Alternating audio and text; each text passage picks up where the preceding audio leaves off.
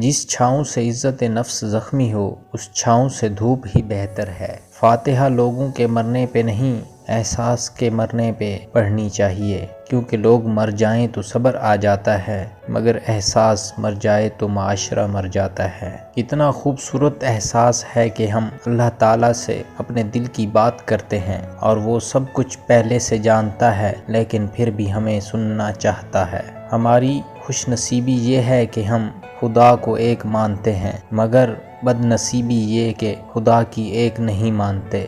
یہ ٹھیک ہے کہ تم ایک گلاب نہیں بن سکتے، مگر اس کا یہ مطلب تو نہیں کہ تم ایک کانٹا بن جاؤ۔ یہاں ایک راز کی بات ہے اور وہ میں تمہیں بتا ہی دیتا ہوں کہ جو شخص کانٹا نہیں بنتا وہ بالآخر گلاب بن جاتا ہے۔ جب انسان اندر سے مر جاتا ہے تو وہ حد سے زیادہ خوش اخلاق ہو جاتا ہے۔ زندگی کبھی کبھی ایسی ٹھوکر مارتی ہے کہ انسان سیدھا سجدے میں جا گرتا ہے۔ جب کھونے کی نوبت آتی ہے تب پانے کی قیمت سمجھ آتی ہے۔ اچھی بات تو سب کو اچھی لگتی ہے، لیکن جب تمہیں کسی کی بری بات بھی بری نہ لگے تو سمجھ لینا تمہیں اس سے محبت ہے۔ ہر چیز کا صدقہ ہوتا ہے اور عقل کا صدقہ یہ ہے کہ جاہل کی بات کو برداشت کرو۔ جب تک آدمی اندھا نہیں ہوتا دیکھ نہیں پاتا۔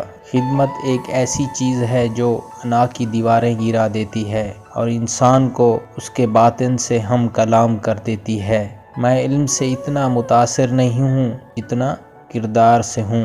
علم کم تر چیز ہے، کردار بڑی چیز ہے۔ محبت دلوں پر وہ کام کرتی ہے جو صابن جسم پر اور آنسو روح پر کرتے ہیں۔ لفظوں کے دانت نہیں ہوتے مگر یہ کاٹ لیتے ہیں۔ تو دوستو، اگر آپ کو ہماری ویڈیو پسند آئی ہے تو ہمارے چینل کو کر دیجئے سبسکرائب اور ساتھ لگے بیل آئیکن کو بھی دبا دیجئے تاکہ نئی آنے والی ویڈیو آپ تک آسانی سے پہنچ سکے۔ تو ملتے ہیں ایک نئی ویڈیو میں، تب تک کے لیے اللہ حافظ۔